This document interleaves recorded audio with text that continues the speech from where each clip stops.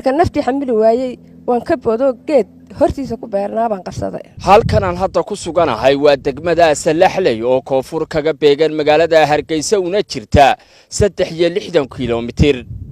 waxaana degmadaasi ka da'ay roob duufaan watay oo khasaare keenay. wafdi ballaaran oo uu horkacayo wasiir ku-xigeenka wasaaradda waxbarashada iyo gudoomiyaha hay'adda u diyaar garowga aafooyinka iyo kaydka raashinka qaranka ayaa gaadhay degmada Salaxley. mas'uuliyiinta ayaa socod ku soo maray oo mid u soo arkay guryahaasi ay waxyeeleeyeen roobabka duufaanada wata. waxaanay ugu horeen wafdigani u soo tacsiyadeeyeen qoys ilmo yar oo caruura ku waayay roobkaasi duufaanada watay. inna lillahi wa inna ilayhi raaji'uun.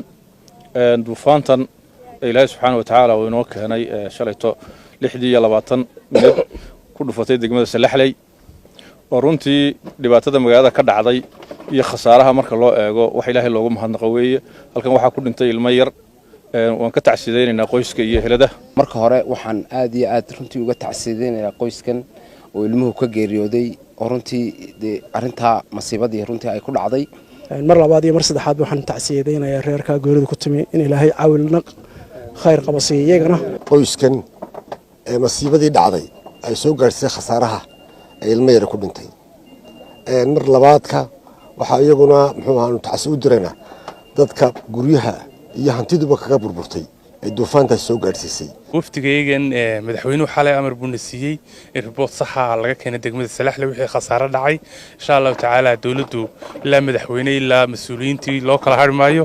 sidoo kale iyadana waxa xusid mudan tuulooyin degmada Salaxley xukunto in waxyeeleeyeen gaar ahaan tuulada Bahar Dhamal oo 3 guri ka dumeen ilmo yarna ku dhaawacmay. insha Allah taala sida maayirku reportka nagu siiyay dhammaan wixii halkan khasaare ka dhacayna kulli report wanaagsan baan ka diyaarin doonaa. aabbaha dhalay ilmahaasi yar ee caruurta ayaa si gaar ah ula hadlay telefishinka Ariel. isagoo guriga ku jira ayuu guriga xagan ka dumay. maxay halkaas gabadhiina halkaas ku jireen halka yara dambe ilmahan dhintayna 3 haruur hayno markay mid xagga uga saartay ayuu kan yarna ka muruxsado xagan u soo noqday dhintay. roobkani duufaanada watay ee ka daay degmada Salaxley ilmo yar oo caruura ayaa ku naf waayay sidoo kalena 13 qof ayaa dhaawac fudud ka soo gaadhay. waxaana intii aan ku sugnaa degmada Salaxley indhahaygu qabanayeen goobo waxbarasho iyo caafimaad oo saqafka sare uu ka qaaday roobkaasi duufaanada watay. halka xarkaha laydhka iyo weliba geeda waaweyna uu dhulka la simay.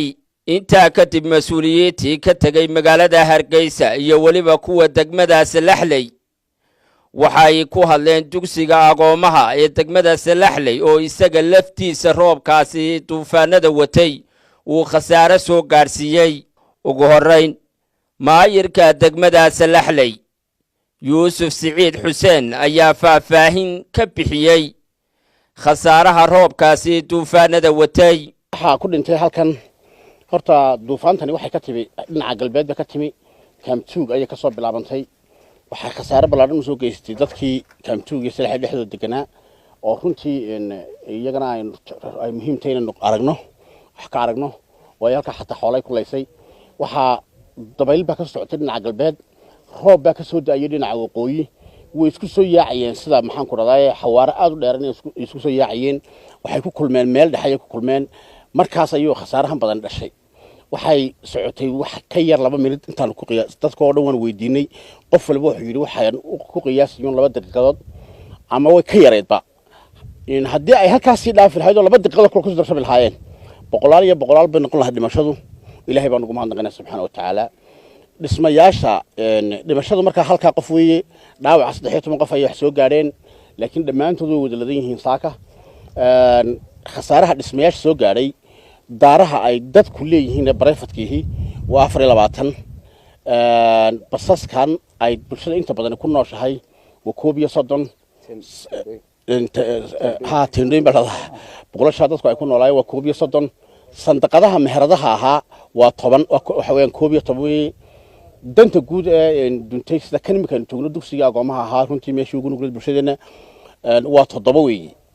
waxa weeyaan dugsiga agoomaha hadda taaganahay dugsiga sare dugsiga hoose dhexe iyo isbitaalka toddoba meelood iyo xabsigii toddoba meelood ayaa danta guudna runtii ay wax soo gaareen aad iyo aad waxaan uga codsananaa xukuumadda waxaan uga mahad celinaynaa xukuumadda iyo dhammaan mas'uuliyiintan waxay meelaha hay'adaha kala duwan ka socdeen noo yimi sida aad noola soo xidheen isla markiiba sida intaa kadib wasiir ku-xigeenka wasaaradda waxbarashada iyo sayniska cabdiqaadir maxamuud sheekh maxamed guddoomiyaha hay-adda u diyaargarowga aafooyinka iyo kaydka raashinka qaranka faysal cali sheekh agaasimaha guud ee wasaaradda gaadiidka iyo weliba horumarinta jidadka cumar sayd barasaabka gobolka maroodi jeex jaamac xaaji axmed muuse iyo isku duwaha gobolka maroodi jeex u qaabilsan hay-adda u diyaargarowga aafooyinka yuusuf daa'uud xaddi oo goobtaasi ka hadlay waxa ay sheegeen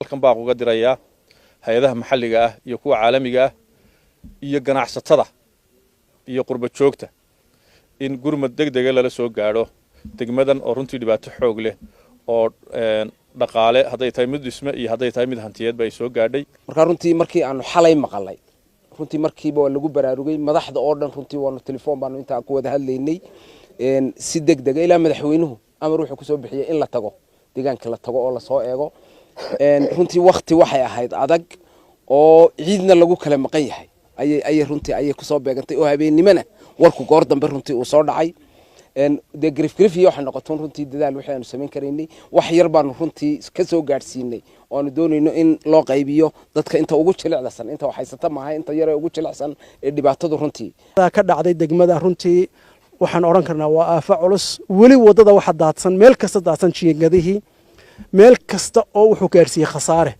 waxaanu ka codsanaynaa dhammaan cid kasta oo ka damqanaysa inay wax ka qayb qaadato saaka 6 baan soo baxay bilgood kaligay aan gaariga wata masirba dadkiisa marka horta in xukuumadda aad iyo aad baan isku mahadnaqayaa gudoomiyaha xildhibaanada wasiirka si ay soo gurmateen yani hore ugu timaadeen si roobku saameeyay inaan wax ka weydiiyo imisadii ay xalay ahayd sidee wax idii gaareen baara waxay ahayd afartii adoo baara shantii barkii bay ahayd roobku wuxuu naga qaaday ilaa salaadii maghrib inta uu nahayay waxa uu ahaa roob duufaan wata roobkana kala holo maana arag ilaahay rabbil caalamiin maanta hadaan maydkii ana kala guri kari waayin alxamdulillaah rabbil caalamiin weeyaan hanti iyo guriyihii iyo waxa sumaad wax yeeloobay alxamdulillaah sakale waan fiicanahay ayna faray subhanahu wa ta'ala wa ahsinu kama ahsana Allahu ilaykum ana qofka muslimku waa inuu u samafalo waayo ilaahay baa inoo samafalay iyagana imtixaan baa ku dhacay Batri Koosar Maxamuud telefishinka Ariel degmada Salaxley